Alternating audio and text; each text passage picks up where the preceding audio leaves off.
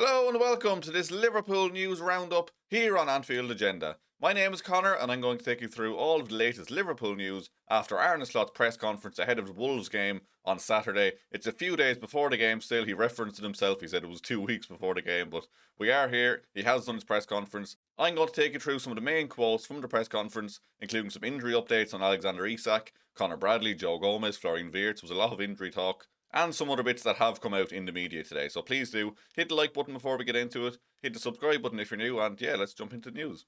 Let's start off with some of the quotes then. So Arne Slot, speaking about Alexander Isak, basically did confirm what came out from the club last night, that he is going to be out for a long time. He said it's going to be a long injury, so a couple of months. That's a big disappointment for him and also for us. He did, of course, as well speak about the fact that he is expected to play again this season, which is a plus, but then again, he's probably still going to be coming back to fitness when he does come back. Like, if he comes back in March or April, he's still going to take a bit of time to get back to where he was. So realistically, we probably won't see the best of him until next season, but good to see that he will be back in a few months. At least, again, it's not worst case scenario. It's not 9 or 12 months like an ACL. He should be back playing within 3, 4, 5 months.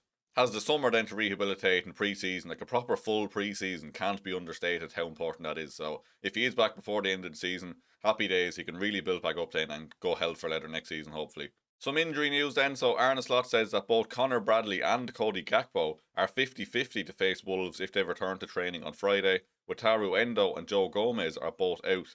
This was surprising because Cody Gakpo was meant to be another few weeks, so he must really be progressing well in his rehabilitation, getting back to fitness. Like that says there, he's 50-50 along with Conor Bradley, which is also good news, as Bradley did look like he could have got a serious injury, or maybe not serious, but a longer injury than this. So if he does miss the Wolves game, not the end of the world. He will be back soon, hopefully, if he is 50-50 already. So at least that's not a long-term thing. Good to see Cody Gakpo as well. He does get a lot of criticism, in fairness to him, but we really just don't have options at the minute.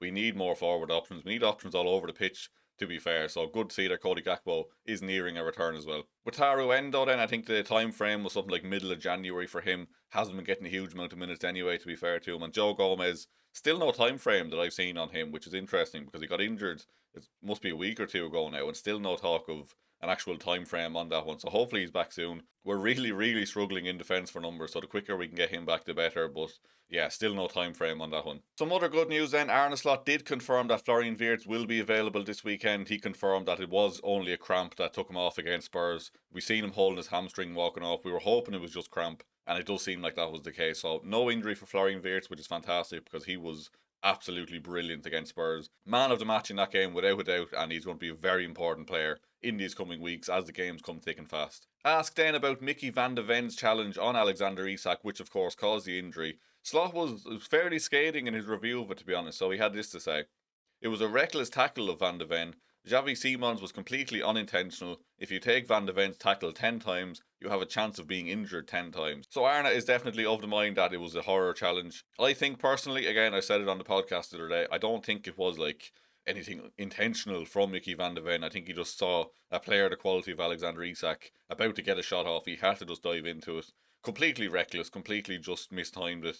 He did go in a bit heavy, like both his feet were nearly off the ground. Like he went in with a lot of force, but I don't think for a second he was trying to injure him or anything. I don't think it was quite as bad as, let's say, Jordan Pickford's tackle on Van Dijk that time, or like when someone dives in with a scissor challenge right in the middle of the pitch or something. Like it's a last ditch effort. He's just trying to stop the ball. I don't really blame him. Like, it was a bad challenge, but again, I don't think it was intentional. But Arne Slot certainly not very happy with Mickey van de Ven. So we always talk of maybe we will bring him to Anfield someday. He's a Liverpool fan, or seemed to be when he was at Wolfsburg. So maybe that has hurt his chances of coming to Anfield someday a little bit. Now, I want to move on to something that has really annoyed me this morning, and it's from Arne Slot's press conference as well, where he was asked whether Harvey Elliott, like about a potential return basically, given the fact that he's not playing for Villa, he's going to sit on the bench for the rest of the season because they don't want to trigger that release clause or that clause that makes them buy him. And Arne Slot basically said, no, we're not bringing him back. He's an Aston Villa player. Go ask Aston Villa about it. Like, the man is just so callous and heartless with these things. Like, I understand, like, he's meant to be there for the season. Arne Slot was not expecting to have him in his plans this year, but, like, we're absolutely decimated with injuries. We have a player the level of Harvey Elliott sitting on the bench at Aston Villa. And, like, he says he's an Aston Villa player. He's not. He's a Liverpool player on loan at Aston Villa. So that's just complete bollocks to me. And it's just, again, cold. It seems poor man management. Like, even a few weeks ago, Arne himself said that he had no contact with Harvey Elliott. while he was struggling at Villa. Like, surely just a conversation just to reassure him, just something, like some sort of contact. And it goes back again to something I've been banging on about. One of my biggest issues with Arne Slot is the fact that he just doesn't really seem to be great with man management.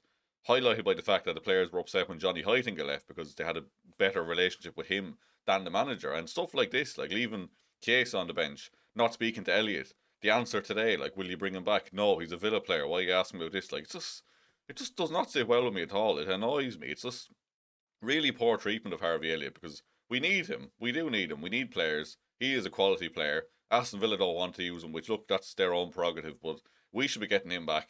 We need to be bringing him back in January, giving him some chance to play football this season. He can help us out up front. He can play on the right wing. He can play in midfield. Like, it's just a no-brainer at this point. And I thought that answer was just extremely dismissive, almost arrogant or just cold and callous. Yeah, I don't know what the word even is, but it just really annoyed me this morning. Really doesn't sit right with me. It's just, no, I don't like that one bit. Do let me know, though, what do you think of that answer from Arne Slot, and would you be bringing back Harvey Elliott in January? Because to me, like I said, 100% no-brainer. Get Harvey back, give him a chance, and then maybe sell him in the summer anyway. But he can't be sitting on the bench at Villa all season. That's just a waste for absolutely everyone. Quick look ahead to the Wolves game then. So, with our injuries and the fact that Dominic Szoboszlai is suspended, Anfield Sector have put up a post here basically saying, as it stands, Liverpool have 12 senior outfield players available for Wolves. So we have 12 players to field a team of 10. So Frimpong, Ramsey, well, Ramsey is even included as a senior player here. Frimpong, Ramsey, Konate, Virgil, Kirkes, Robertson, Gravenberch, Jones, McAllister, Wirtz, Chiesa, Ekitike. I mean, the team surely picks itself there, really, doesn't it? It's just like, out of those 12, you're probably taking out Ramsey and probably Chiesa. I'd start Chiesa, but just going off what the manager would go with, probably Chiesa out. So you'd have a back forward and a Frimpong, Konate, Virgil, Kirkes. No, that wouldn't even work, because then Robertson's there. Like, how are we going to field a team out? I'm trying to figure it out here now. So Frimpong right back, Konate and Virgil and Kirkes. That's your back four sorted. Alisson in goal.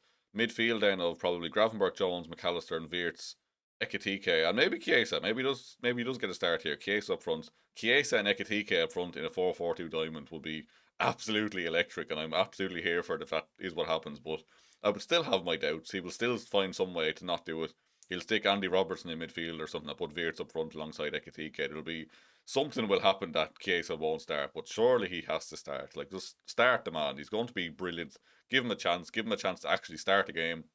If he doesn't start this game, he's just never going to start. So please start Chiesa up front with Ekitike. The world needs to see that. Speaking of Hugo Ekitike, then some more praise for him. So there was a stat this morning from Prime Video who said Hugo Ekitike has more Premier League goal contributions so far this season than any other summer signing. So he sits top with 9, followed by João Pedro and Nick Voltemada on 8. Brian Mbeumo, Dominic Calvert-Lewin, Mohamed Kudus and Ryan Cherky all sit on 7. So Hugo Ekitike leading the way for that, just the best goal contributions for new summer signings. He has been fantastic. There's more to come. I just love the man, and it's good to see him top of these charts. Good to see him getting praise as well from people, and especially with Isak's injury now, he really has to step up, really has to be the main man, and I'm sure he will absolutely run with that title. He wants to be the main man, and I'm sure he will bang in a lot of goals this season.